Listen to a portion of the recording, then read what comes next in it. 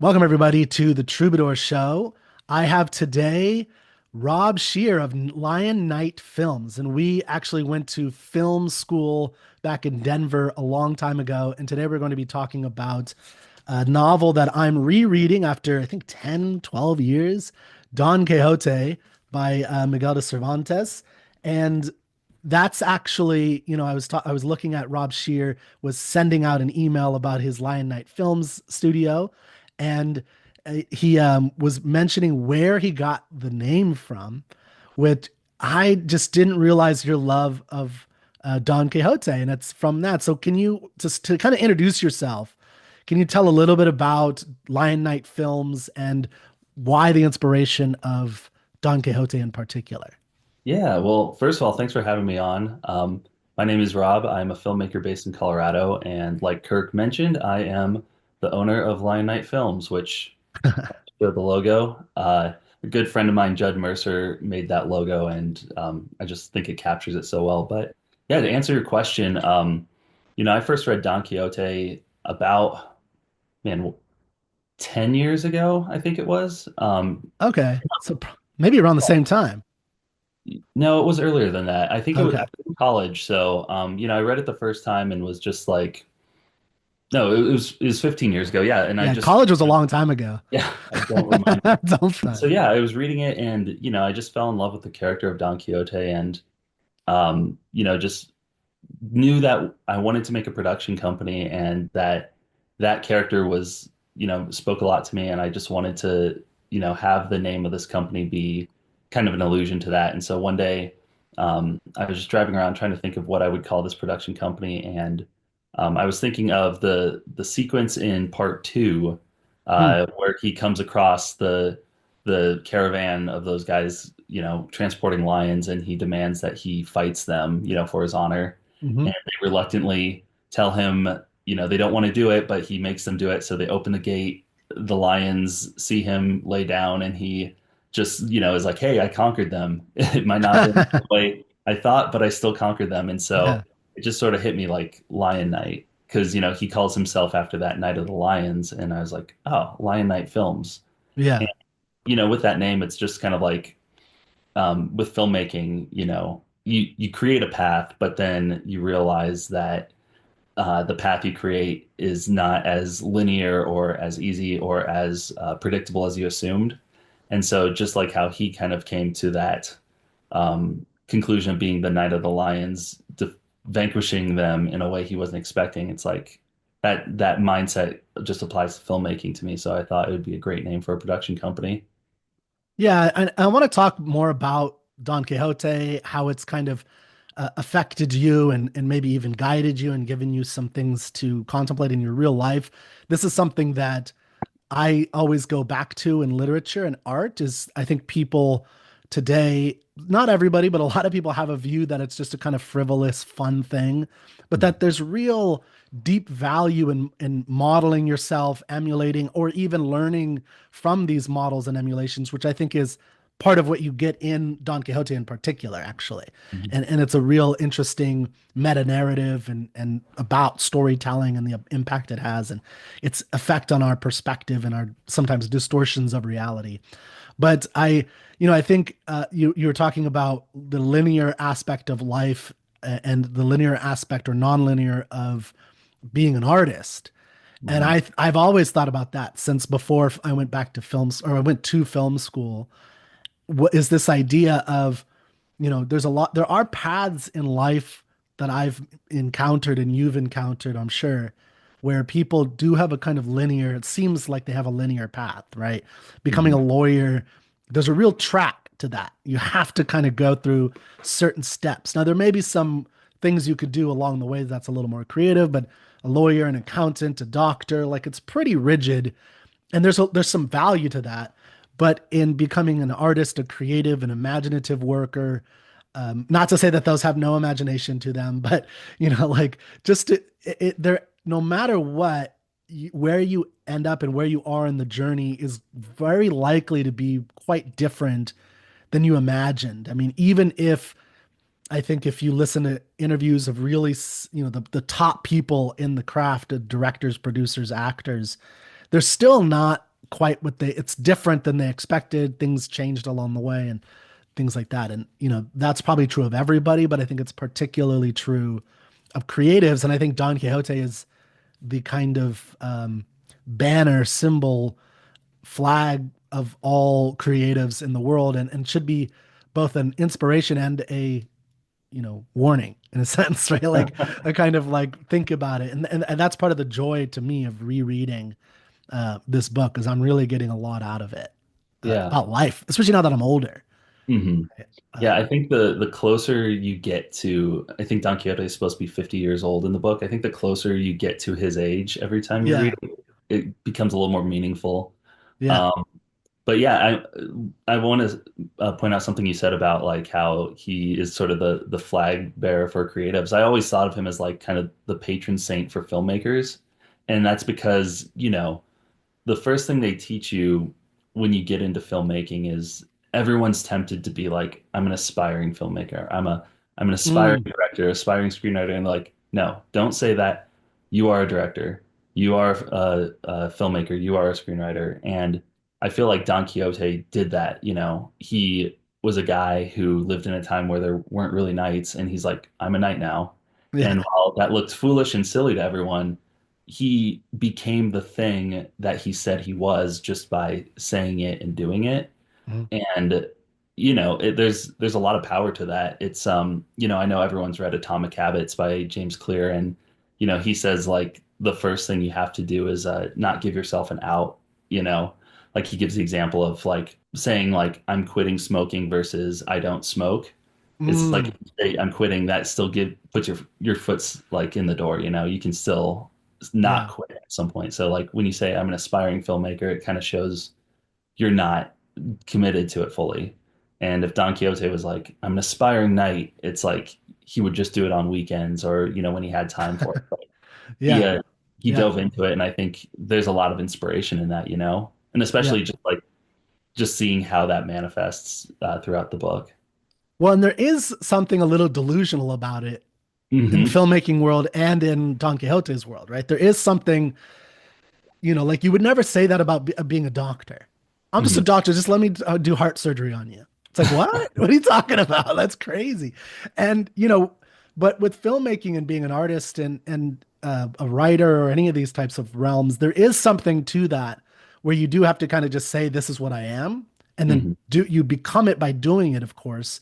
And by the way, in doing this for like 20 plus years and talking to people who are creatives, that's the thing that people don't do. Is so some people will say that they're right. This is the other thing that's problematic is and you see this in Don Quixote, where it's like he's not really qualified to be a knight errant. So that's an element of it. He gets beat up very easily all the time, right?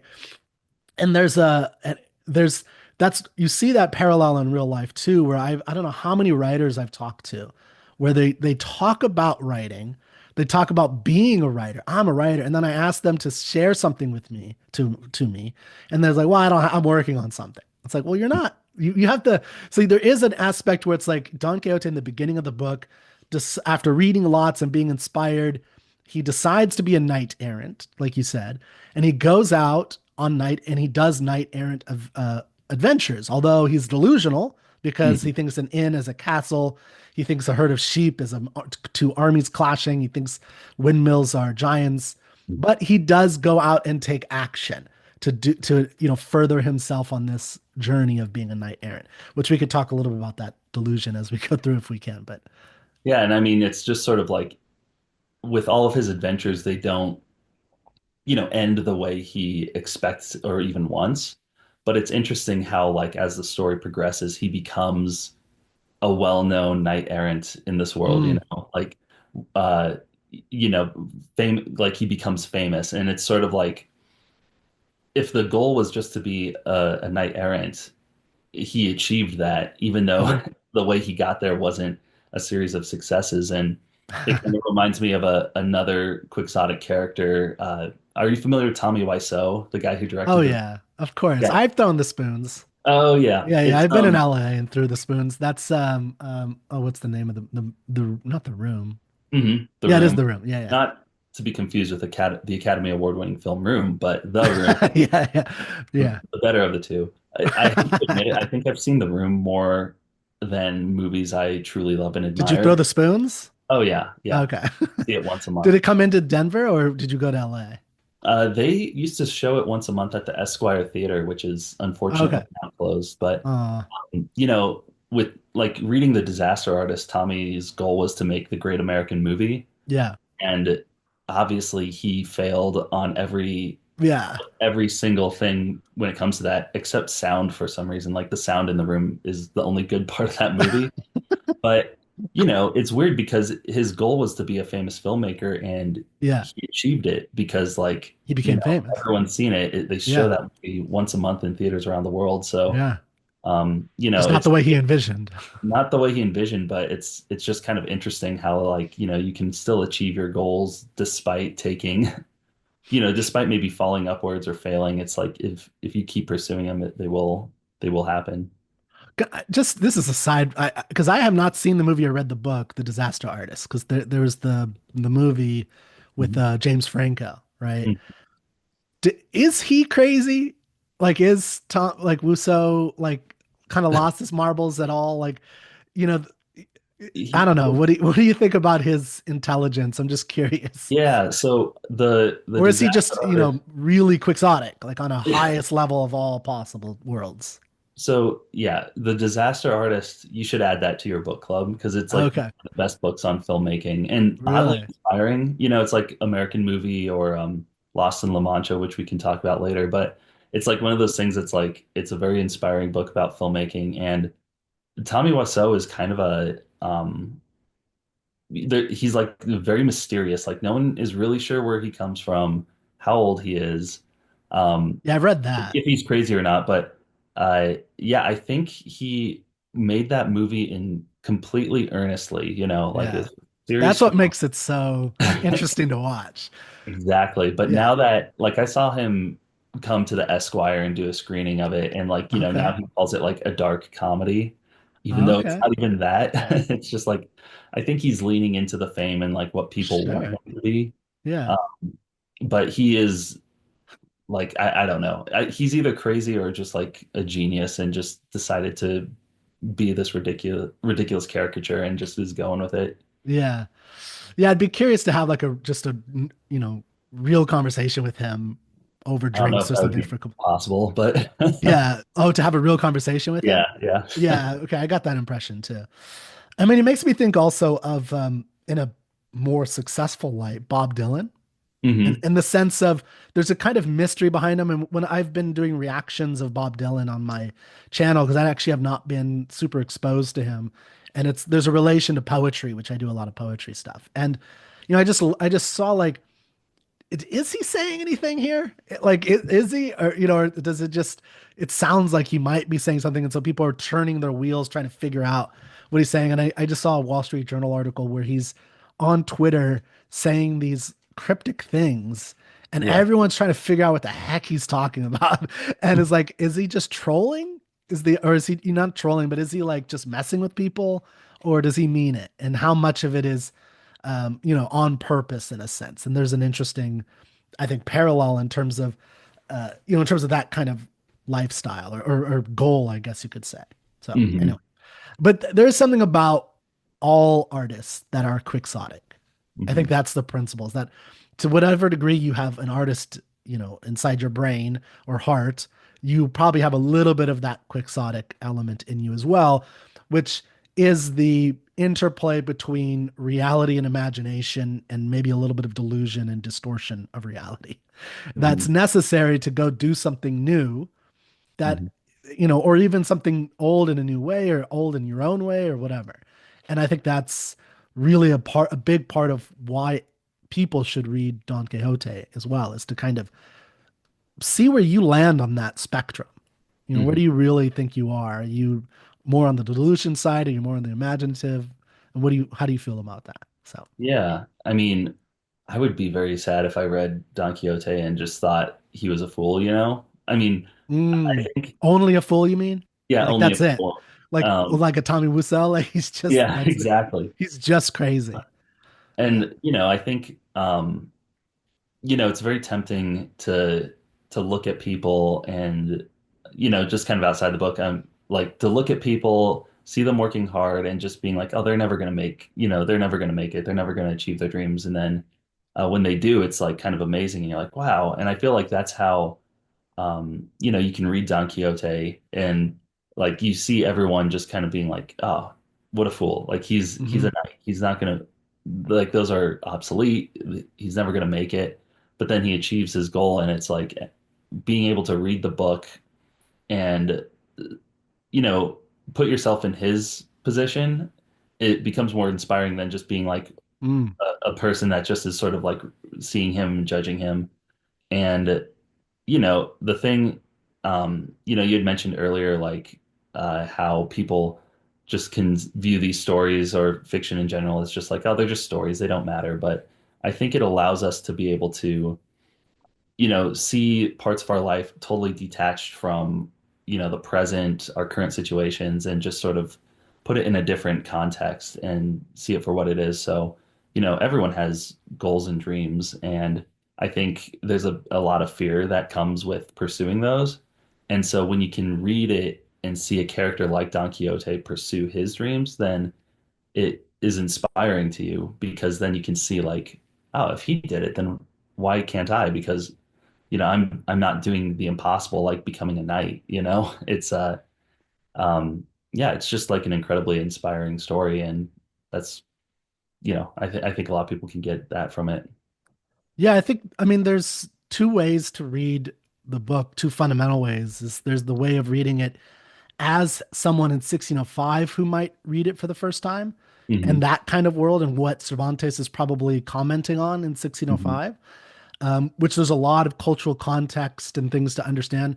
But then there's just the universal aspect, which is why this book is great and why all canonical works are great, is because they apply to both worlds, as they apply very concretely and specifically to the era in which they're written. But then they have something that's universal. And that I think is what you're touching on in the sense of, yeah, I think all of us have, or hopefully have, some kind of dream, something we're aspiring for. I mean, that could be a marriage, a loved one, or finding a loved one, having a family. That's a dream, Hmm. that, or having the kind of work life that you want to have, even if it's in being a doctor or something that's more rigid. There's still dreams, aspirations, or doing something, a business of your own, even if it's not a creative business. Like all kinds of dreams, I think, are similar in that sense. I think artistic, what we were talking about earlier, is probably the pinnacle in the sense of being more uh, aligned or similar to Don Quixote's vibe in the sense of delusion, because Hmm. there's just such a close line to, reality or delusion in that sense, in my opinion, versus other ones may not be. On the other hand, it's possible that Don Quixote is the least delusional in the sense that he is living as much like a human as possible, which is there's the line, I think I have it here, to dream the impossible to dream, that is my quest. Like Hmm. the idea of uh, having a dream is what it means to be human in a sense. So the higher the dream, the more impossible the dream, the more human. Hmm. And you know, uh, there's something I think to that. The more stretch you have for yourself is pushing, and that is a kind of faith delusion in what you can accomplish, and you need that as a human. Otherwise, you languish. Are kind of sitting there and just not changing, moving, improving. Hmm. So there's Yeah. something powerful in that as well. Yeah. And it's always good to just sort of aim for that level that is unattainable. Like if Hmm. you and I think when you aim that high, then it's like where you land is it's better off than where you are. So it's like if you aim high, like being a knight, being a filmmaker, whatever it is, then it's just like where you land, that's, you know, probably comfortably you push yourself to the limit. And just like having those goals at least helps you keep your head up and aim high. So Well, and for you and being a filmmaker, because we went to the same film school, we did films together. Um, it's, I remember when I went to film school, like my goal was, like, there was definitely an inspiration early on about being some big producer, right? Like a famous producer writer is how Mhm. I initially thought. But very quickly it became, in film school and even before it, I just wanted to produce and write stories. That's Mhm. really all I cared about. And, I went through a moment when I was trying to figure out how I was going to do this. It was in film school, and a film student got a production assistant job for a movie called Atlas Shrugged. I Mhm. was the leader of the objectivist club in at school. So he couldn't go, so he gave it to me. He said, "Why don't you go?" And I was like, "Oh, yeah, that'd be cool." And the experience, though, of working on a somewhat professional with unions and all that stuff, the movie turned out terrible. But the experience to me was I realized the reality of the world that I was trying to get into. And I actually didn't like that Hollywood because they use a lot of unions. It was professional in that sense. And I was like, Mhm. I don't like I'd have to work with these people for God knows how long and probably not even make it in any real way. Is that really what I want? And the reality of that actually made me want to be more of a novelist, a writer, short stories, and things like that. Although I still love film, I still love making movies or things like that is something I'd love to get my hand in a little bit more. Like producing in general, I still love, and I do that all the time. But there was something for me, and I was just curious about your experience where I came in with this kind of impossible dream, and I still think I have an impossible dream, but it's just a slightly changed one in the Mhm. sense that once I hit reality and it's like, oh, this is what it's going to be like. And I was like, I don't like, if I'm going to have to go through the hell of work, in poverty for a decade or more, who knows? I Yeah. don't want to do it with these people. Like, I'm not interested in that. And I found people that I would prefer to do that impossible dream with. And anyway, I'm just curious about your experience in the dream reality pathway of being the filmmaker that you are today. Yeah. And, I think I came to film school kind of with a similar goal as you did, where it's like, I wanted to come in and just be like, I'm going to be the greatest filmmaker ever. I feel like every film student comes in kind of with that mindset. Going to be the next Spielberg, the next Nolan, name on the marquee. And then, as you grow and learn and just kind of see the vast, world of cinema, you kind of like I've just come to realize I just want to make movies that I love, that are stories that I want to tell, and I want to do them on my own terms.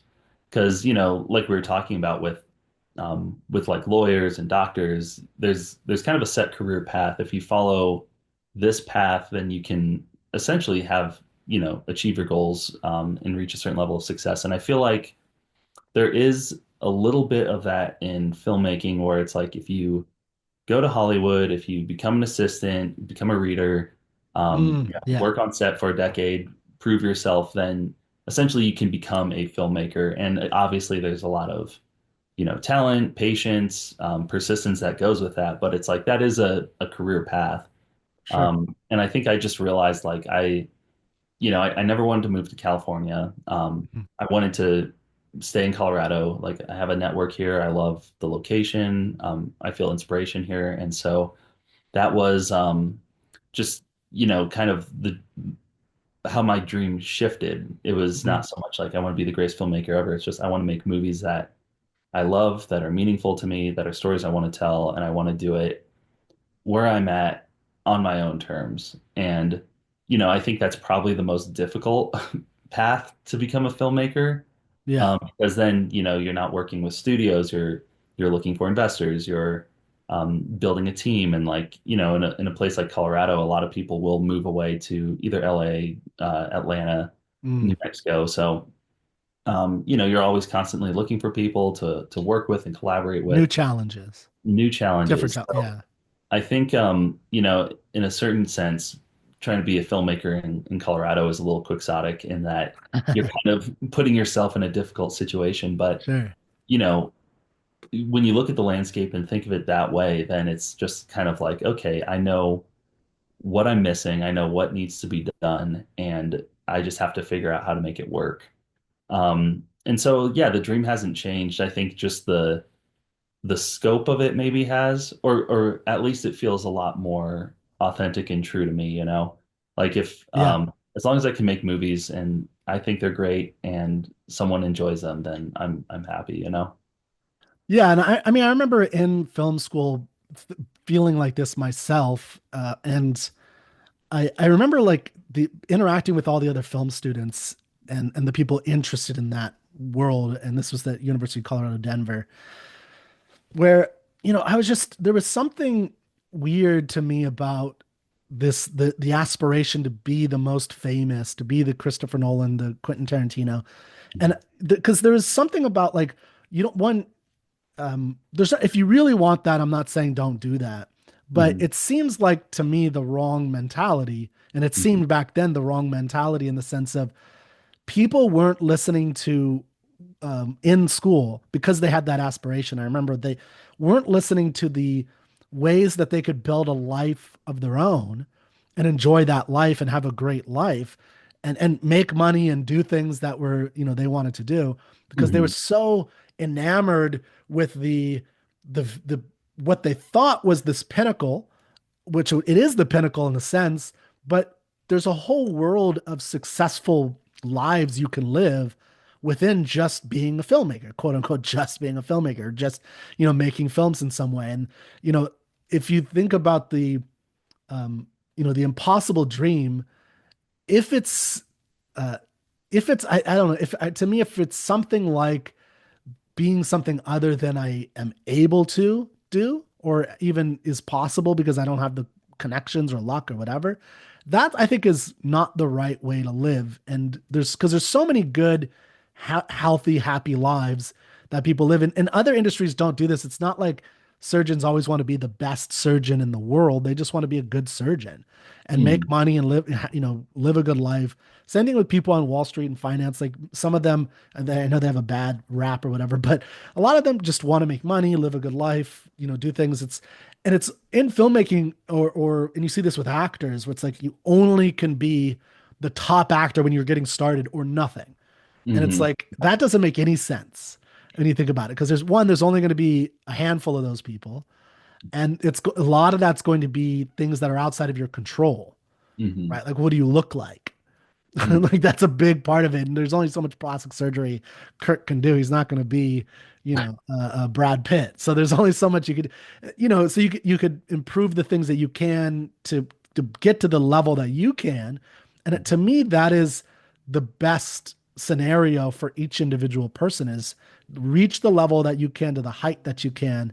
And the dream pushes you farther than you otherwise would have gone. Yeah. And but I do think it's I will say that my whole experience is that there is a wrong dream, and that is chasing the fame rather than chasing the craft. And that I think is a lesson that we can get from a lot of people, including Don Quixote, in the sense that I think he does want to be like he wants to be a famous knight. So he does say that. I won't, I can't bend it too much to what I want to say. But I think he does focus on, these adventures that he wants to go on and living that life. I don't know. It's Yeah. a little hard with Don Quixote because he really is delusional, I think, in a lot of ways. And I mean, that is an interesting way to look at it too, because also he does everything for his lady, Dulcinea. And Yeah. so in a sense, like even though his goal is to be a famous, renowned knight, it's like everything he does is still at the service of someone else or Mm, for the betterment and safety of everyone, for others. And so if he was just doing this for his own, you know, his own ego, his own glorification, then it probably would have fizzled out pretty quickly. But, in mm, his mind, he's doing it for, some other purpose, which is everyone else, the Lady Dulcinea. So I think, kind of going back to how our dreams change and like, if your goal is just to be famous, like then, that's just a very shallow pursuit, and I think you'll fizzle out, burn out, or possibly make it, which would be terrifying. And then, but if your goal is just something more meaningful, like I want to tell stories that help people, I want to inspire others, I want to make something that is something I'm feeling that maybe someone else can relate to, in a sense, you're serving others with your craft. And like you said, it's like if you aim for that first and you become the best that you are first, then that's what attracts people, and that's kind of what lifts these great artists to the fame that they have. Interesting. Yeah, so you're focusing on the serving others thing. That's so you think do you think that's so you think that's what Don Quixote was doing? I mean, I don't know if I agree with that or not. I haven't finished it rereading it again, and it's been like 15 years or so, or in my 20s when I read it. So I'm like on chapter 30 only right now. yeah. Um, so I don't know, like, but I'm trying to recall. So yes, he's doing it. He's not really doing it for Dulcinea, I don't think. That would be my like. I think he's saying he is, but he doesn't know her. So Hmm. it's more like the image of her. It's, I think he's really enamored with these ideals of his time or that came before him. And he's, motive because the issue to me is he's like this lame old man. So Hmm. he's in his 50s, but at that time that was kind of old. So he's Yeah. kind of lame. He hasn't really done much and he reinvents himself. And that to me is a really interesting part of who he is.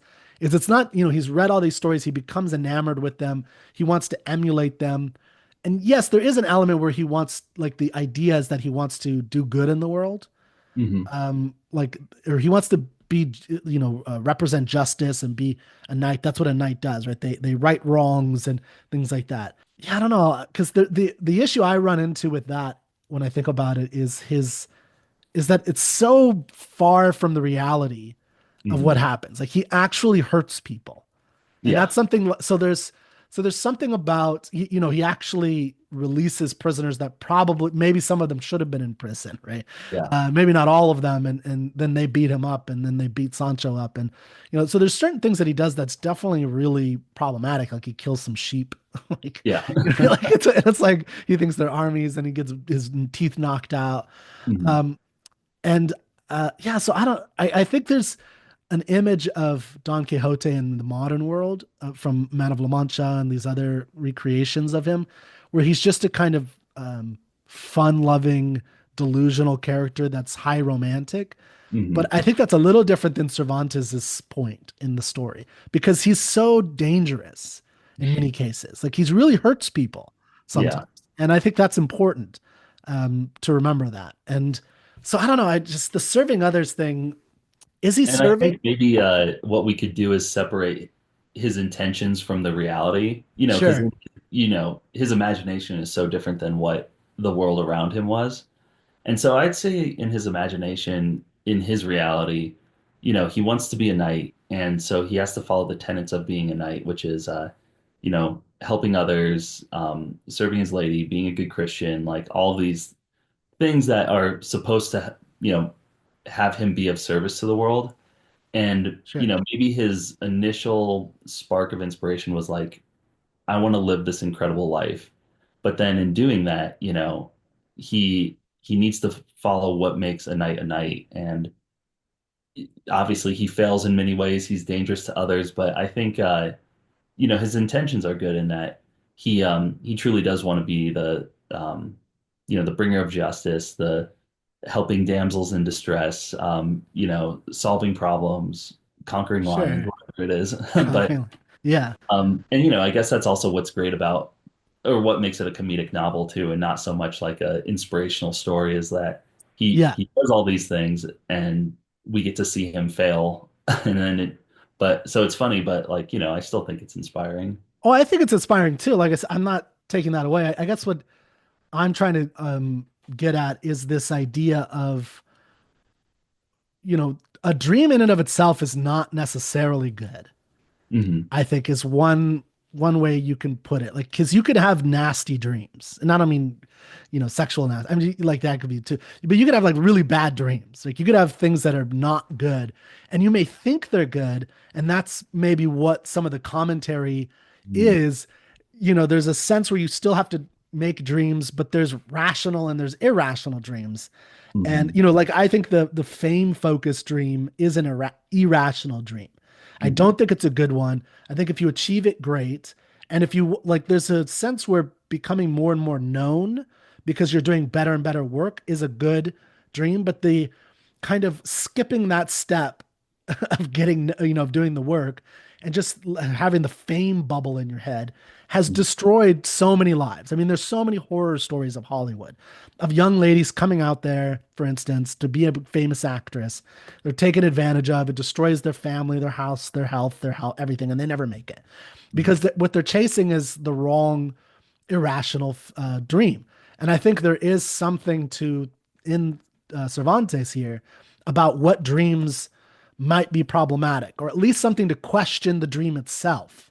That Hmm. maybe something's wrong with this kind of romantic. Like there's a story in Don Quixote that really questions the romantic notions that we have till this day, which is I love a woman. I'm so in love with her. I'm passionate about her. I write her love letters. And it's like, therefore, she owes me her love. Yeah. And there's a story in there that's great. Is it Marcella?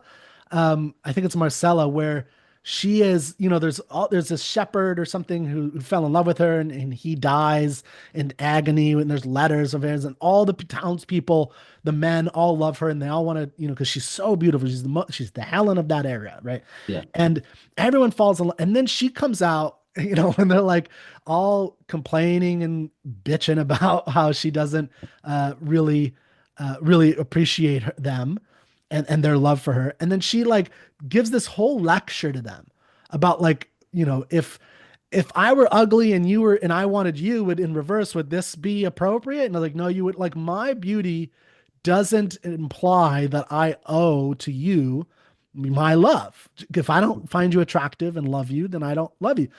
And so what I'm trying to get at is there's something problematic even in there's something valuable. So that's what Cervantes is having this. He's going on this edge, right? There's something really valuable to the romantic dream, but there's something that like can be actually bad about the Hmm. dream if it's the wrong dream and if it's the wrong vision, the wrong value system. And I think that's where Cervantes is kind of coming from in a sense. Is he's an older man. He's toward the end of his life when he's writing this.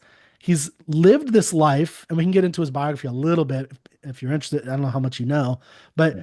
he's lived this life where he was a soldier. He was, he was heroic in a time when he thought that those would be valuable, and he would come home a hero after losing the use of his arm or his hand because of a war that he got shot 3 times in, and nothing happened. It was really bad. Nobody cared about him. Nobody, the society didn't do anything for him in the sense of his heroic actions.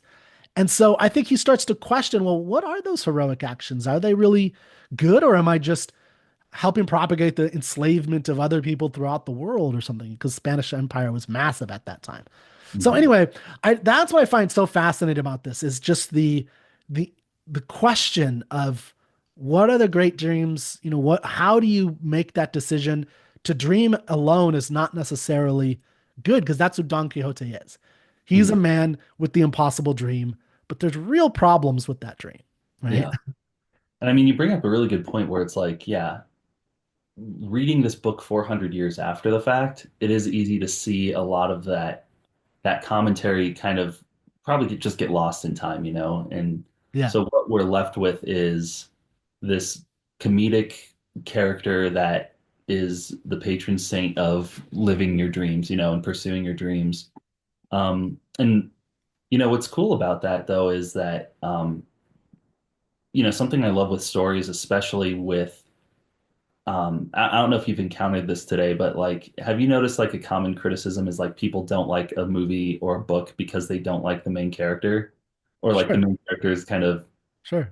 unlikable, vile.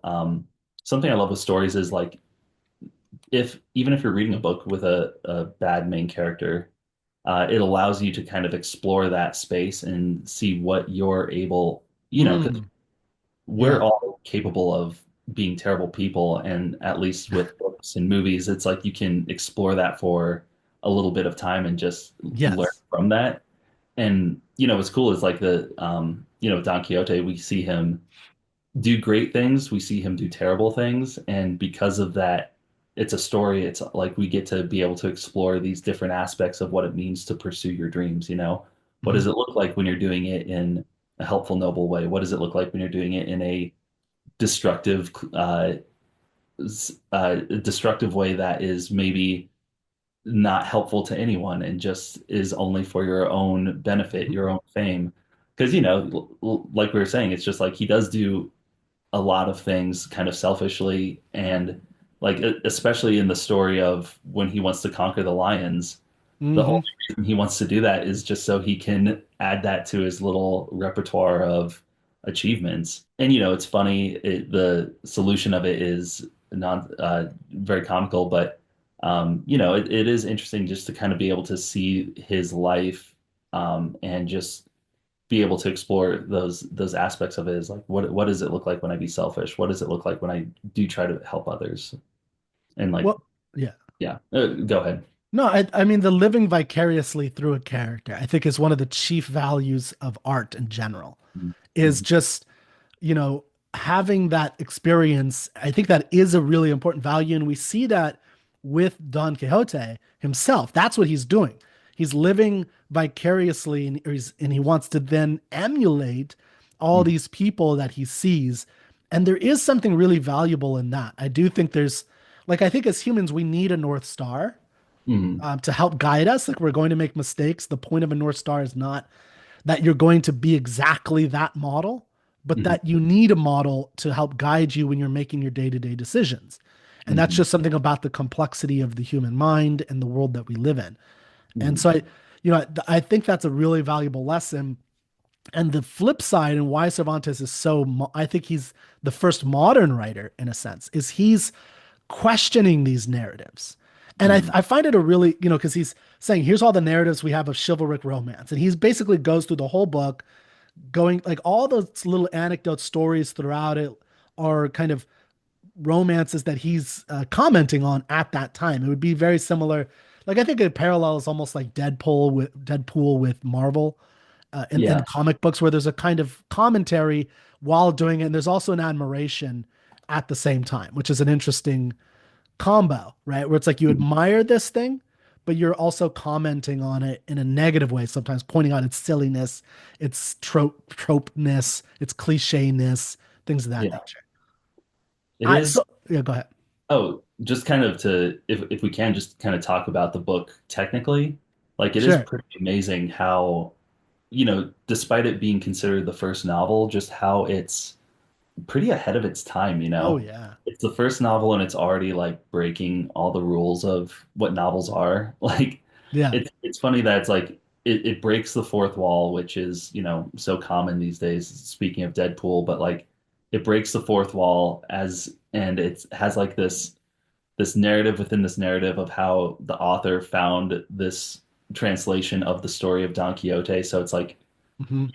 it's just so interesting how that we're seeing a lot of the stuff that Cervantes was doing 400 years ago, like today, and it's considered groundbreaking and, Yeah. subverting our expectations. But yeah, it just shows nothing, there's nothing new under the sun. Well, I wanted to actually bring up the film industry today and how it's where it's moving, because it's interesting the time we live in the Hmm. sense of how aware everyone is, almost everyone, about the film narratives Hmm. that like people, mention, for instance, not liking all the remakes. Well, Hmm. that's actually part of what Cervantes is commenting on in 1605, is Yeah. that there's all these remakes and there's nothing new. And it's, there's a book burning scene, and they're like one of the moments, I don't know if it's the priest or the barber, they're friends of Don Quixote, and they have a conversation about which books to burn of his, which books to save, because they want to save him they want to cure him of the disease of emulating these things. And they have this thing of like, well, okay, so there's Amadis de Gaul, which is the most favorite one of that era, I think, in that region, and of Cervantes and Don Quixote. So it's a chivalry story. But then they're like, well, there's this other one that's like about his cousin, and it's not as good as the originals. I was like, throw that one in the fire. Right? So it's like there's those kind of things, and we all have that same feeling today, where part of what Cervantes is mentioning is how cliche everything is becoming. It's all the same thing. Like, let's have something new now. And I think we're you know, it's we live in this era now, but I also think there's something universal in that if you go back to the 40s and 50s, 1940s and 1950s, I think you get the same kind of thing again, where it's like they had these Western movies and they were Mm, just churning out B's. There were C, like I think C studio movies. This is how John Wayne got started in Lone Star Studios, I think. And they just churned out these 45, 60 minute, two reelers, they called them, right? And it was just really the same thing over and over again. And then in 1939, you get something like Stagecoach, which is a kind of meta narrative mhm, about the industry. It has all these different characters that are all cliches from the Western genre, and then they're commenting on it. And then into the 40s, 50s, and 60s, you get this whole new era of great westerns that are really commentating or on our whole culture, who we are, because now we have this clear figure, the Western American hero, the cowboy. That is America. Now we can kind of comment on that.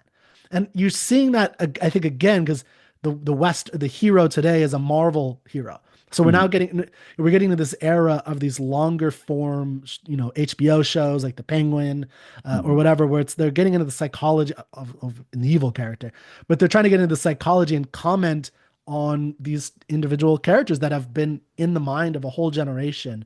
mhm. This, the epoch or the main idea behind what is a hero to them. Yeah. It's I don't know. I'm not an expert on Marvel because I think the last Marvel movie I saw was the first Guardians of the Galaxy. Oh, But wow. Okay. I I'm know not it's an expert either, but I've seen um a lot of the major ones. Yes. yeah. But it's like I think So wait, you didn't see Endgame or anything? no, I didn't. Oh, But wow. Okay. You, it you really should see feels that like just because be part of the culture a little bit. I know, Yeah. but it's so well known now. It's almost like you know everything about Yeah. it, Yeah. just in the Sure. zeitgeist. But it's just something that yeah, you're so right in that like superheroes have replaced cowboys as far as like the de Mhm. facto American hero. And it's interesting just seeing how saturated everything was with superhero movies. And now the conversation is how everyone's tired of them because they follow kind of the same format. It's like the endings just get a little more, it's always like the biggest stakes imaginable. And Yeah. but what's interesting is like even though there's a lot of conversations about this, especially online, and it seems like people are kind of bored of it, they're still the highest grossing movies, Sure. there are Yeah. today. They're Like, still popular. yeah, they're still Yeah. incredibly popular. I think something that has just been super interesting to me is just this idea that everything needs to be connected. And that's Hmm. definitely something that I think Marvel has spearheaded of just like that idea of Okay. the metaverse or Yeah. just like the cinematic universe.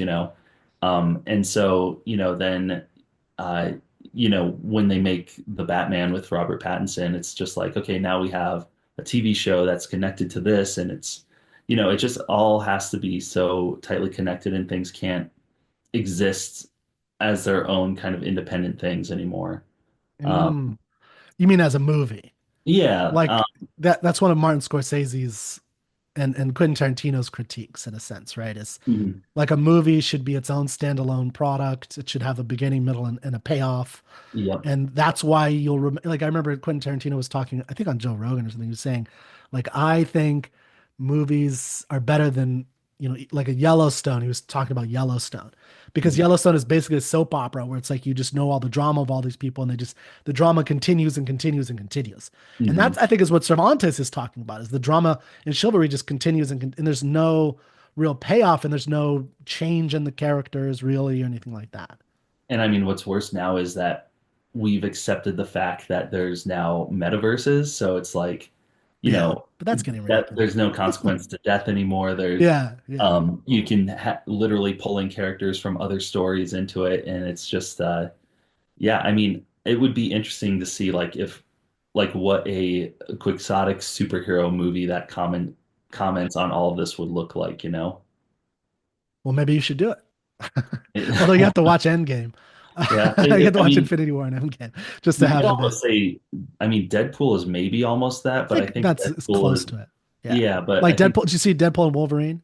Mm-mm, no. Okay, so you I've got to only, watch that one because that one is definitely because you have one of the most famous of all the superheroes, mhm, Wolverine, right? And he comes well, like he comes back in a sense, right?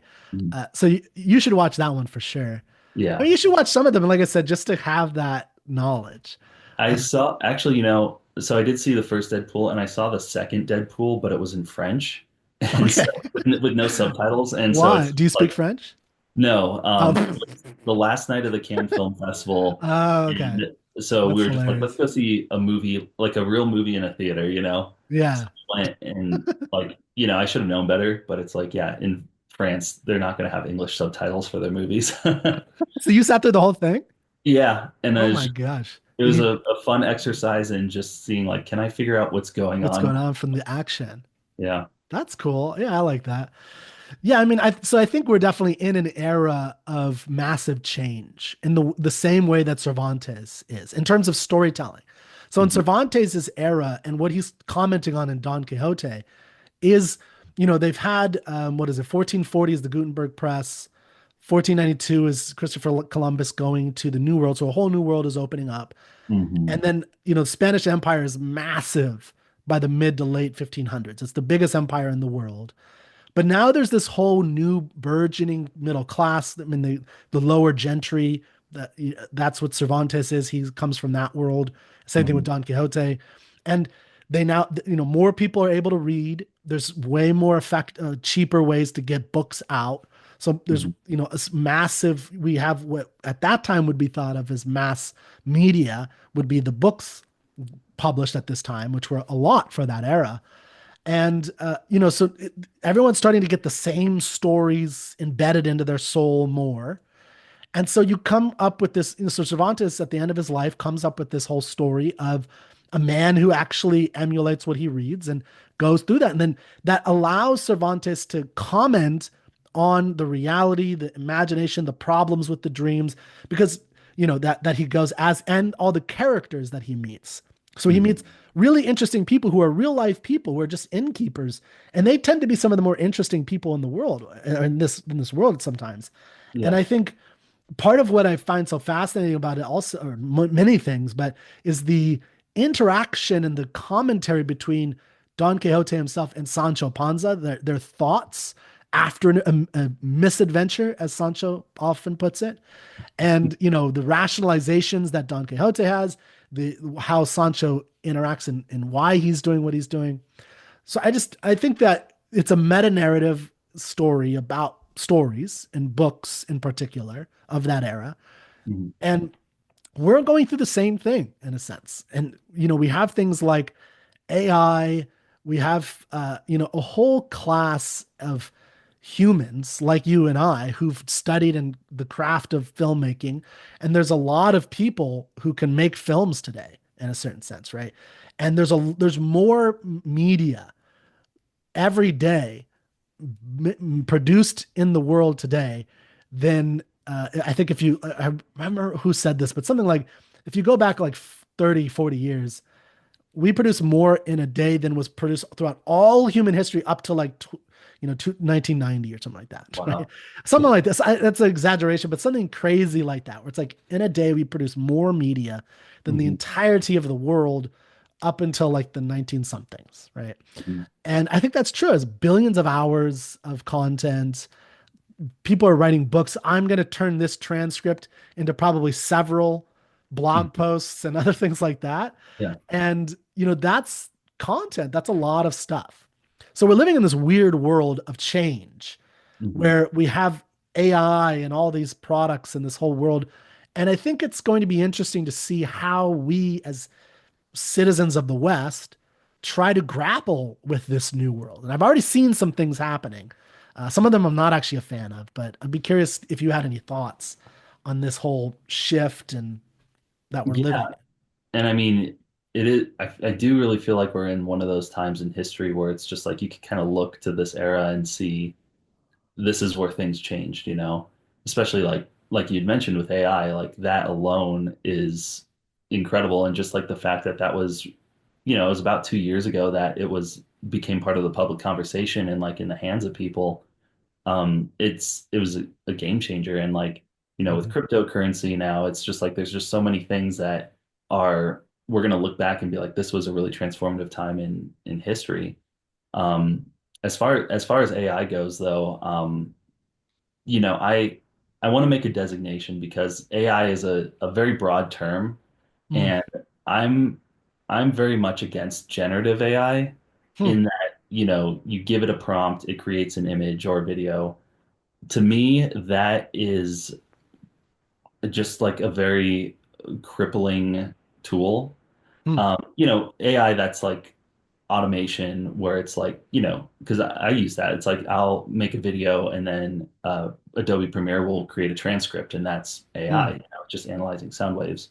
I don't see anything wrong with that, but to the point where it's like, you're working with Sora and it's like, give me a video clip of woolly mammoths and then it creates that clip. Yeah. To me, creativity is a muscle, and Yeah. when we allow things to just make creativity easier, or not even easier, but because cameras have gotten better, so it's easier to capture things, but when it just kind of removes the whole process entirely.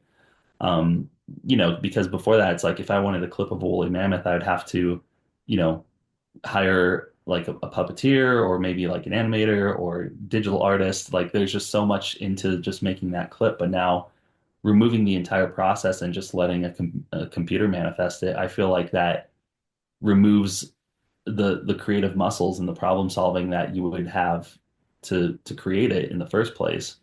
And I've talked to a few people who have said like, writing emails is hard now because they just have ChatGPT write an email for them. Hmm.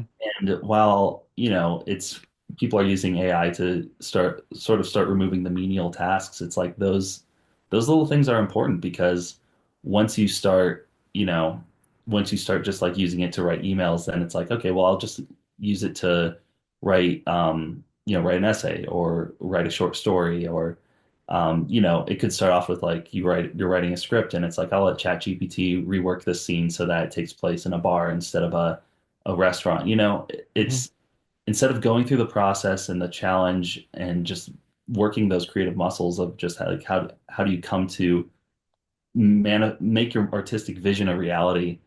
Yeah. I just really think generative AI is a creativity killer. And, in that sense, I feel a little bit like Don Quixote in that I want to be making handmade films in this Sure. era of technology. And I know the industry is moving to AI, um, just in a lot of the processes and everything. But, I feel like that's a path I want to pursue, and I feel very confident in pursuing it in that I just feel like it's the right thing to do. I don't, I feel like I don't know if the end goal is just going to be like everyone can just sit at their home and basically just generate a movie where it's like I want a film noir starring myself and Scarlett Johansson and boom, like it's there and you get to see this I this remember you movie in where film noirs. That's right. and it's like you get your own movie and you're the star of it and it's great. Yeah. Like I don't know if that's the end goal, but I feel like it will move to that point where we can basically everyone can make their own movie and then you don't need filmmakers. And I was talking to a friend of mine the other day where we were talking about this very thing, and he brought up the point that's like, well, is that so bad versus like just having a committee of people make just kind of the generic movies that are kind of the lowest common denominator for people to enjoy. Like, what's the better option? And when you put it that way, it's like, yeah, I guess like having everyone create, have their creativity be able to become reality is the better option. But when you think of yourself as like a storyteller and that you want to tell an audience of people your ideas, your philosophies, your stories, and that then I think the future of AI will just kind of make that more difficult for us to maybe listen to other people when we can just have our own creativity, you know, be made for us. I know that was kind of a long No, no, question, it's but a lot to talk about. I think I can maybe make you feel better about this. So, okay. because I actually I'm way bullish on AI. Okay. And for a variety of reasons, not just, before the show, I talked to you about how it helps me as an individual content creator do things. Hmm. But there's a lot of hype right now about its generative abilities. Hmm. I think a lot of that is way overhype. So I have Hmm. a lot of friends here in Austin who are in tech who build AI, LLMs and things like that. Hmm. I did a video with one guy, Peter Voss, who coined the term artificial general intelligence like 25 years ago, and the chase for this kind of thing. I actually disagreed with some of the things he said because he thinks there is such a thing as artificial general intelligence coming. I'm still suspicious of that being possible. Hmm.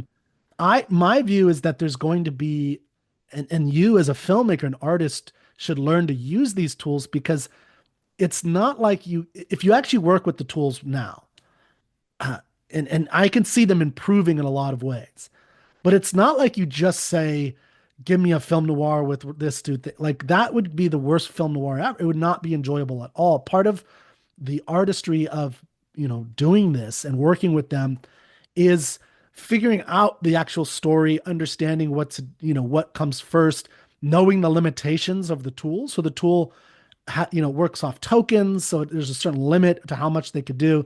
Even if they expanded that token, I mean, it's highly unlikely they could do it infinitely, but maybe they can. I don't know. And then it might be interesting, but it's still just pulling from the known Hmm. and then just kind of selecting based on these tokens and the values that the tokens are having. Yeah. And so what I mean by that is, you know, I've worked stories with it. I've tried different examples. So I wrote a couple of short stories with it to see what it would take to do it with and it took a lot more of my guidance to make a poor short story than you might expect. And it's not good at it. And I don't think it ever will be generative in the sense of to do what a human can do. Only a human can, like, I think we really underestimate human free will, creativity, imagination in sense of the new. And Cervantes is a good example of that, of inventing something completely new. And so it's, like you can have the Seinfeld episode on loop or whatever, if you've heard of Yeah. that one. And it's not good or interesting to watch. It doesn't have the human connection that you're going to need, and it doesn't have the individual creator behind it who can craft and move it into the right direction. I do think like every technology, you're going to have a clearing out of some of the lower level people who Hmm. do things that AI can now do. And you saw that with so many other things like real estate, right? There's a lot of real estate agents who are there, probably shouldn't have been there. They weren't real estate agents. They weren't the best, and they were just doing things that a lot of things that an AI could or some technology like Zillow can do for their audience or for the audience of home buyers. So they didn't need to be there, but the real ones are still there. Yeah. And I have friends who have been in real estate for years, and they're flourishing actually because they could use. And I think that's true of the creative realm. If you're actually creative, if you're actually willing to do the training you're fearful of going away, then you're going to be successful. It's the Hmm. people who want just the fame and not the craft that aren't going to do it. Yeah. Right? It's so people who love the craft want to know, okay, so how can I make this scene pop because I want this scene to be, relevant for that scene and it needs to do something, and you're really crafting a story narrative that goes scene by scene. Now you have AI tool that'll say, so like Rob Shearer will be able to make, a really good film for half the price. And Hmm. that's really what half the cost of making a film. To me, that's the real value is that you'll be able to enact your vision because you have a vision. So I think the mistake people make is thinking that an AI can actually have a vision. It can't. I don't think it can. And I personally don't believe it ever will unless they can literally recreate the human mind because there's people attempting to do that, Hmm. like use certain kinds of biology and tech combos to make it work. Maybe, and that would be a different ball game. But Hmm. from the AI that it is, the LLMs, which is just a large language model, Hmm. that's just using the language that's out there and just creating. So Yeah. like I like it for what I call one-to-one translation things. It's Hmm. really so when you create something, so I've used it for like lecture notes and helping me to organize my notes on something. Mhm. So I could just type in rough ideas and things like that into it and then ask it questions to help organize it and make it a little bit better. And Mhm. even then, like I'm learning how to make it better because it still has massive limits. And so Mhm. that's my overall point. It's just I I think there's a lot of hype because if you think about it, these companies want to sell for a lot of money. So Mhm. they, Sam Altman goes on and says, "Oh, we're going to have a human like," and I'm like, I don't think so. I think it's just like early internet where Yeah. there's a lot of hype and there's a lot of value, but we still have to figure out what that value really is. Same thing with Bitcoin, like in crypto. It's like there's value there. I don't think it's what people think it is. It's Mhm. the same thing with the dream. They're dreaming this impossible dream that's going to take over the currency, maybe, but I doubt it. Right? It's good, but it has other values, and there's other things that we're going to get out of it. And I totally agree with you in that right now, where AI is, especially again, generative AI, it can only pull, what it knows. And so I think we're still in a great place where it's like innovation will come from people, it'll come from humans, it'll come from creatives, dreamers. But, part of me is just also afraid of like being a mouse that helps build the trap, because Okay, it, I mean, sure, imagine, how good has it gotten in the last 2 years? I but remember in the early 2023 when ChatGPT just came out, I was curious at how good it was. So I created an account and I was just like, ChatGPT, write an award-winning short film script. And then like in 30 seconds, it pumped out the script that was about this old man sitting by a window doing a puzzle. And it's an internal monologue and he's just musing about life and everything. And he comes to the last piece of the puzzle, he puts it in, but it doesn't fit. It's like the wrong piece. And then he just basically is like, well, that's, sometimes life doesn't end how you expect it. He takes it all apart and starts doing it again. And then ChatGPT is like, I hope this inspires you to write your own award-winning short film. And, it wasn't a great script, but I think what concerned me about it was better than half the films I've seen at film festivals. okay, but what does that teach you? What I just said, like that's what I'm saying. Yeah, but I I mean, what I'm saying is like, if we start relying too much, like I get what you're saying, where it's like, yeah, There there are will people who be probably quality shouldn't be there. people. Yeah, exactly. And like you said, it will weed out the people who, just want to pursue it for fame or money or whatever, because if they just rely on this, then their creativity muscles are just weakened. Sure. Yeah. I still think it's a deadly trap to get into as a creative. And again, it's going to be interesting to see how the technology continues to develop and Yeah. grow. But for now, I'm just comfortable working with, just trying to figure things out in a non art generative way. Well, but I think that's the value, and you'll always have that. And now you'll have these tools. I mean, this is I guess the only I would say is just like the Pandora's box is open. It's Hmm. happening, right? And there's no way it's being tied into military stuff. There's no way it's going away at this point because Hmm. other countries are using it and they're trying to develop it. So AI is here and it's here to stay. And the kind of AI we have is definitely here to stay and it'll probably improve on some level. So if you don't learn it, you will be the shaft that goes out, right? So you should Yeah. learn it. Hmm. I think it's a huge mistake not to master it. I mean, you're young, you have every reason to, have a long career. I think it's going to be more beneficial to you than you think Hmm. as a creative, as someone who, especially as someone who trained on the old school things. Like you'll have an advantage in a sense to younger people who don't get that training Hmm. because and you should encourage them to train on some older school things. Like, me as a like I always tell people, you need to learn the craft of writing so Hmm. you can be better at writing with AI. Because Hmm. that's what I think you're saying is people won't do that. Hmm. And too bad for them, then they're gonna fail, right? Like it won't work. So I just think there's so much, like it's here. There's a lot to be valued from it, and it's going to change a lot.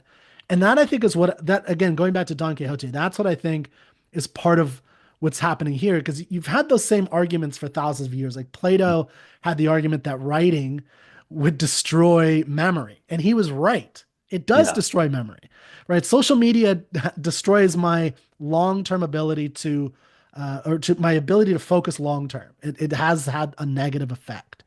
but it also opens up new ways of thinking and doing and acting and seeing, which I think is important. AI is doing the same thing. So it's going to destroy certain aspects of things we did in the past, but it'll Mhm. open up new muscles and train. Like we will have to train to work with AI more and more, and that might be a whole new world that we can't even envision today. Yeah. And it will be a different world. And I do think the value is if you can, like Cervantes, skate on both sides in a sense, you are better off than anybody Yeah. else who can't. And I guess I'm just cautiously pessimistic, you know? Sure. But for now, from what I'm seeing and just how I feel, I'm willing to be um, the quixotic character who's, Going after the old trying to be stuff. something that's maybe a little obsolete these days, you know? Yeah, I get Yeah. it. No, and I think, all I'm saying is just go for like, don't Yeah. not learn the tools. No, and Like I mean, learn to that's use very, them. It's a mistake, I think, especially what I've seen it can do long mm, term. I think you're right that it will do more than it's doing now. And mhm. it would be a career mistake to not And I use think it. that's, pretty solid advice. And Yeah. yeah, I mean, this But I hear conversation, what you're saying. yeah. I And hear it's it. I funny hear it. because it's like, I think sometimes the things I get worried about are, they're not happening yet. It's just like things I'm worried about, kind of worst case scenario in this, and I think to me, I just see worst case scenario when it comes to AI. But, I'm also pretty open-minded and I'm just excited to see what does come of it. Like again, like any new technology, it's exploded. It's making all these great promises that it's not necessarily fulfilling. But Yeah. now that the dust has settled, it's like, okay, let's see what Yeah.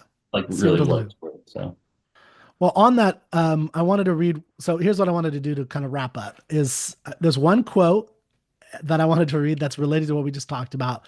And then I want to talk briefly about some of the work you're doing now, the yeah, fiction stuff you're doing and branding work and things like that, that I think are great and that, you know, well, we'll talk about it. Like there's still so much value in the individual creator who that you are that I think is important.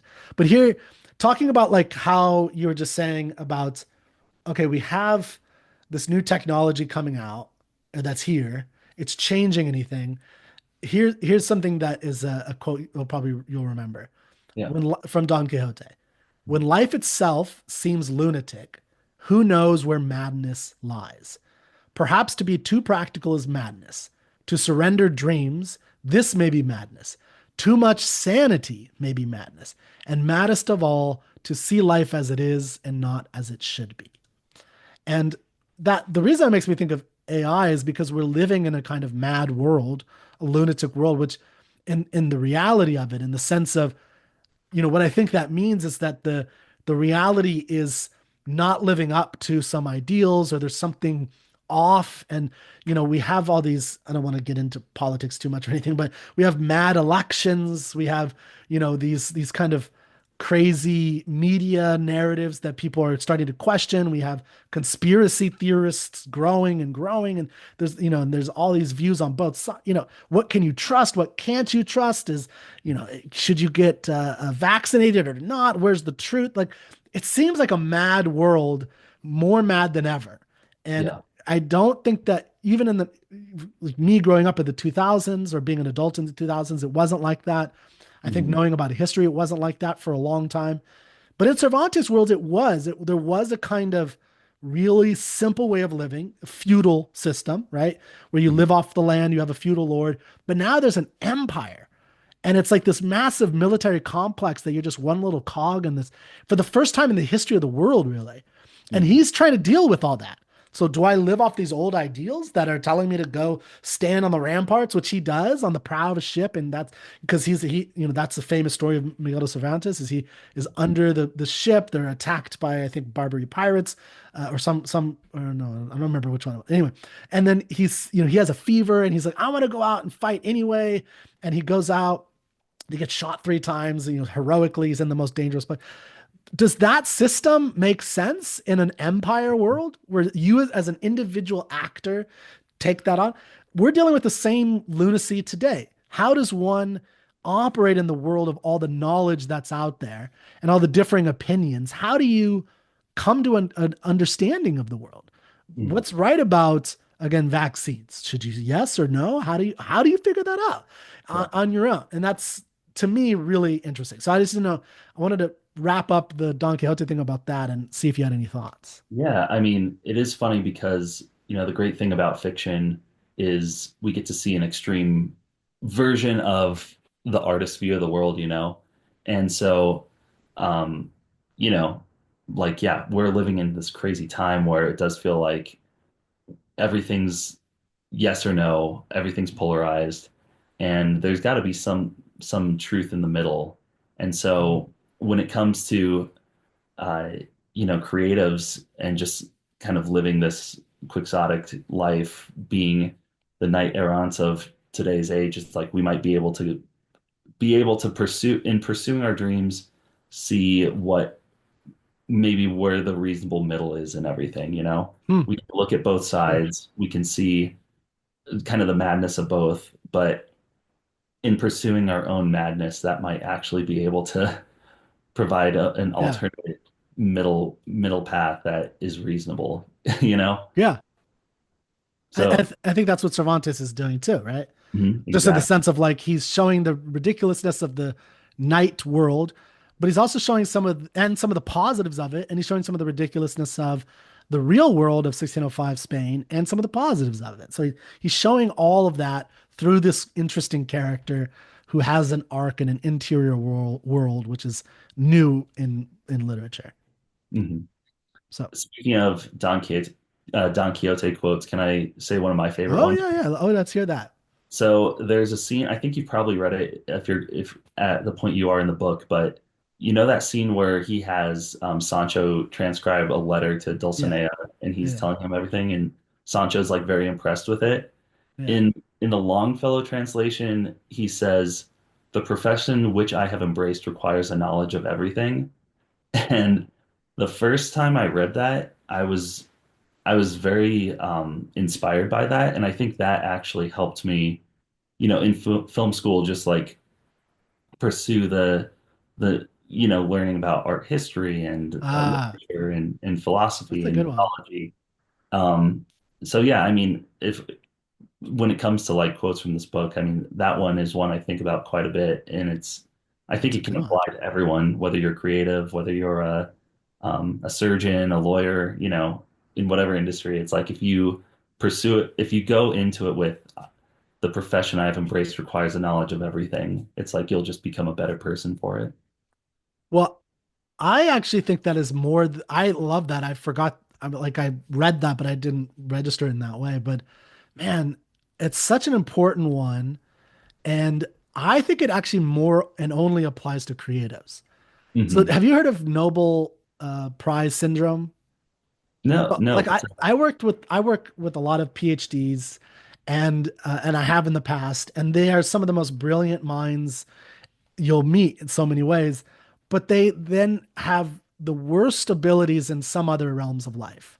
Or they're just, it's like they're book smart but not street smart type thing, right?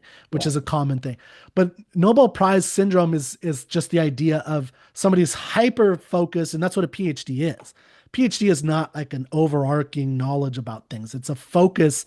Even if you're like studying philosophy, like you're still studying like 18th century German philosophy from these two people, and you're really esoteric and you're reading all the papers about it.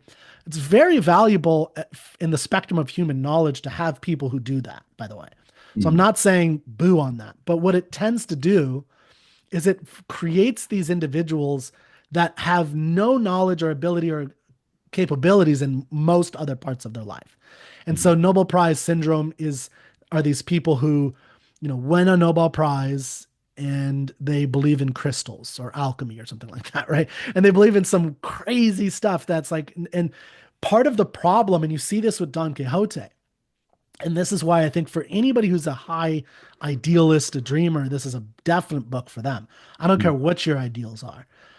Is that Don Quixote is as a character is pretty intelligent. He's well read, Mm. right? And so what he has the ability to do is rationalize anything he does. And so everything he does, he'll have a conversation with Sancho and he'll explain, well, the reason I didn't help you when you were getting tossed in a blanket by all the inn people and beaten to a pulp is because I don't remember what he says. Like there was a wizard over here and he enchanted everything and I thought you were having a fun time or something. Like I don't remember exactly what he says, but he just always has an answer. And me and interacting with these people who are PhDs is they always have some kind of rationalization that often isn't really connected to reality. And I Mhm. just find that really, really, really interesting. And what you're saying about the the knowing of many things is so important for being a creative of any type. And I think that's why creatives are valuable is one, even though AI, it's going back to AI, will have this knowledge of everything in a certain sense. Mhm. There's the reality is that the creative way that a human mind works is, I think, never going to be matched, or at least not anytime soon. Mhm. And so, what you can do as a creative, Rob, what you can do is Mhm. you can learn all these things. You could read great works, you could experience different things, and you can bring it to using these tools in a new way. Mhm. And I love that so much about that's why I do the Literary Canon Club, is because I think it's so valuable for everybody, not just creatives, but especially to uh, kind of train that creative sense of Mhm. yourself. And that's what we need more of. So I'm going more personally into the education realm because I think that's more important than it's ever been because we need to train the human mind to be able to master the AI mind. One of the problems I think we have with AI that's to me sad is what you're saying, where it can create something that's as good or better than a lot of stuff out there. To me, that's not a plus for AI, it's a knock on humans. The Yeah. fact that an AI can create what a DJ musician can create shows me that we haven't created great music since the 19th century, right? And that's the problem is that we need to have great humans again. And Mhm. that's why, like, so personally, I'm moving more into the education realm because I want to create great humans so that AI doesn't look as good as it does because the humans are better and they You will know, be with good training. I love that mindset when it comes to AI. It's like it makes me think of when Dwight is trying to compete against Dunder Oh, Mifflin, and The you know? Office. Yes, I love Yeah. The Office. It's just like, he has the confidence and the determination to beat the computer. And Yeah. it's like that we just need to be like Dwight now, where it's just like Yeah. we're better than the computer. And Yeah. It should great, push us. Yeah. and you know what? It's like that's a brilliant spark when it comes to, approaching AI and everything is like just always be pushing yourself so that it's better than what the status quo of what generative AI can come up with. Yeah. Yeah. So I think hopefully that's a good note for Don Quixote. Do you have anything else on Don Quixote you wanted to say? Um, I mean, I could talk about this Yeah, for you can always come a long back. time, but I mean, I, if I, we can even talk about you coming to one of the discussions that we do or something if you're I would love interested. that. But yeah, The final thing I will say is I came across a C.S. Lewis quote recently, and it was you are never too old to set a new goal or to dream a new dream. And I think that yeah, perfectly captures what is another great thing about Don Quixote is like, he's a man in his 50s.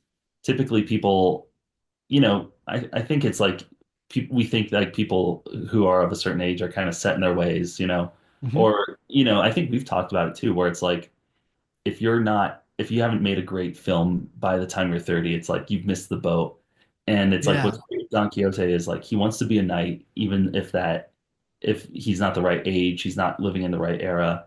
It's like he, set a new goal and dreamed a new dream and he did it. And so I think it's like inspiring to think like, yeah, it doesn't matter where you are in life, where you're at. It's just like there's always time to dream big and do new things. yeah. And I think that Cervantes' own life, he wasn't successful. Unfortunately, he didn't make a lot of money from this, but he was famous for this book in his lifetime. But at the end of his lifetime, and it Mm. was a lifetime of struggle trying to make something great, and he did with this last work for sure. And yeah, I also think it's so relevant to, I think it was, what was it? Oh my gosh, I just saw a video about this, but I've this idea of reinventing yourself happens more often than people think. Like we Mm, tend to think of certain actors or directors or producers or whatever as they've always been successful, they've always done it, mhm. but that's usually never the case. It's almost always where it's like 30, 40, 20, 30 years of struggle, and then they finally hit it, and that's what you see. And you Yep. don't see all of the stuff they did before. So there's a problem, this is the problem of like never giving up and always going for it. Oh my gosh, who played Hannibal Lecter?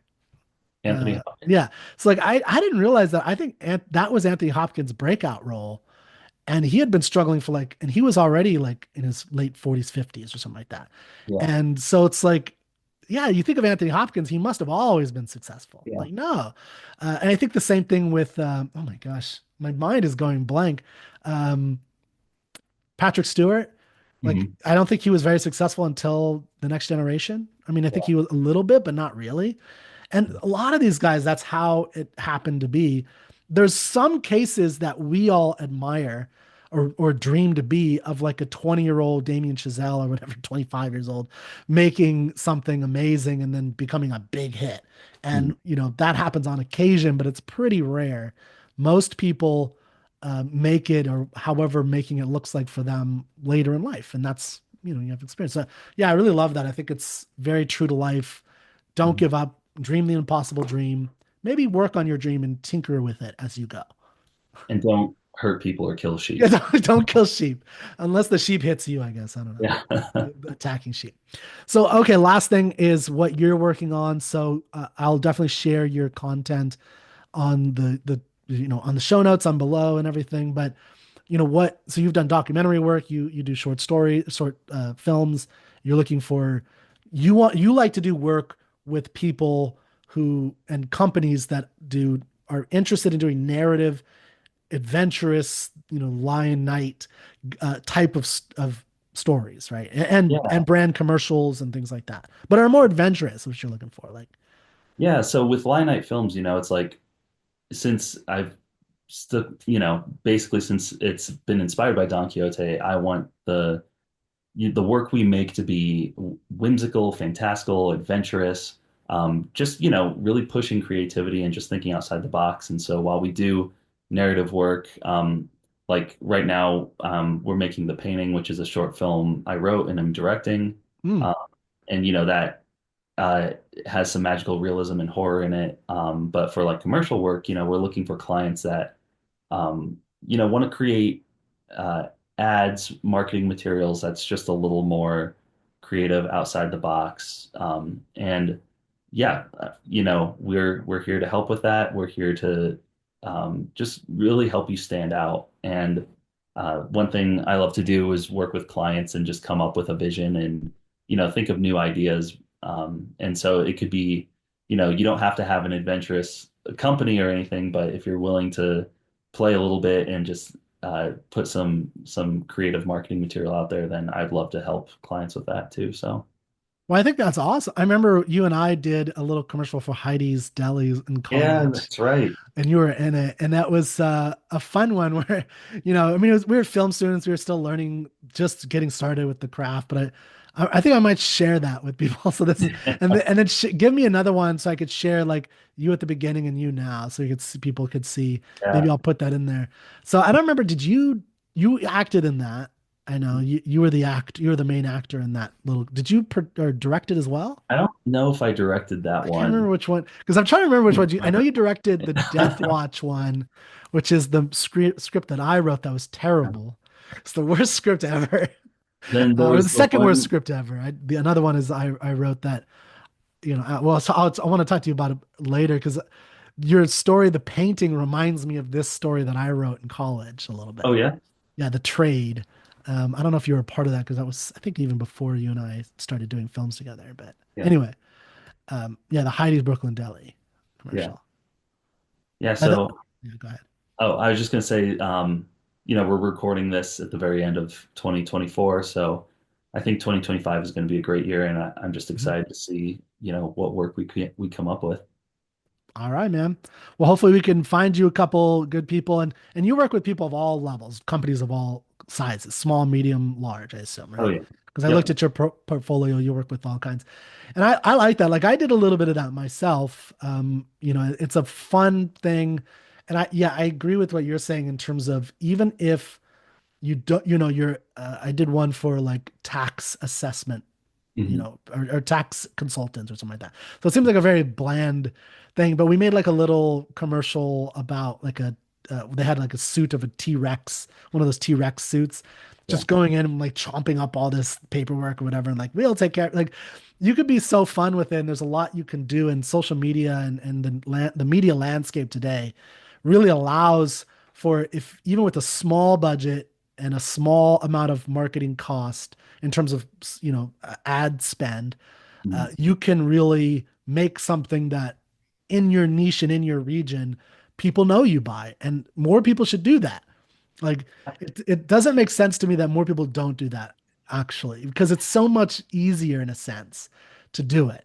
Hmm. Versus like a long time ago, you might have those cheesy commercials like I'll cut off the prices, and they have like a chainsaw or something, right? And like people would do that all the time to grow their business, and it's Hmm. helpful. Now you have an even better opportunity to um, market exactly to who you want to. In the past, you had to like do, all right, I want to be right after Murder She Wrote at 2:30, and that's what like that Yeah. was. So you did the best you could, figuring out this is where I think my market is. Now you could just target really well.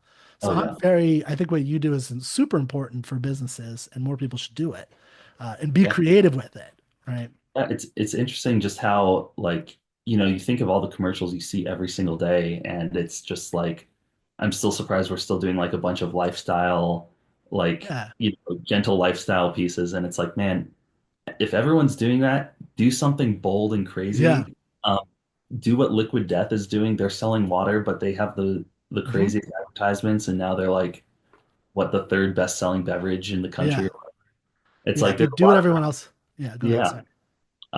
And like I was just thinking, an example of this was I was hired by a production company to write and direct a commercial for a cybersecurity company. And it's like, Hmm. cybersecurity, that's very it's not a very tangible thing. It's like kind of Yeah, esoteric in just what it offers. So I wrote this concept of like this kid's at his laptop for doing schoolwork, and the inside of the computer is like the mission control, like the bridge of Star Trek. okay. And I I was saw like, that clip yeah. in your And film reel. Yeah, it's cool. it was fun because like I kind of assumed that the client wouldn't go with it, but they loved it, and so we were able to build this set and just like shoot this like very That's so cool. tongue-in-cheek commercial Yeah, that is like cybersecurity is like a spaceship, and yeah, it was great, and like I just love when clients are that adventurous and want to explore the possibilities, because it's like, yeah, you could say like, oh yeah, we'll stop viruses, we'll do what every other cybersecurity company does, but it's like just show some personality with it, have some yeah, fun. yeah. I like that. Well, great. So I'll put a link to all your stuff at Lion Night Films so people can contact you if they're interested in doing that. And hopefully you can, do more of that, because I think that's such an important and fun thing for companies to do, that really the process of it helps define your company, Hmm. especially if you're small, medium. I mean, large as well, but they're a little bit sometimes less willing to do creative stuff, but sometimes. But the small medium is where you can, you have so much control as a business owner, and you could do something fun that really sets you apart. And I think that's a great niche. So, all right, Rob. Well, thanks for having this conversation. I think we went on for like what, an hour and a half or so, but Yeah. it's a lot of great stuff here. Yeah. And I am going to use AI to help with some of it. So Oh, that's sorry. okay. That's okay. And thank you so much for having me on, Kirk. This was a Yeah. great conversation. And yeah, any excuse to talk about Don Quixote and just Yeah. hang out with you, I'll take it. Sounds good. All right. Well, hopefully you come, and I'll see you next time. See you next time, man.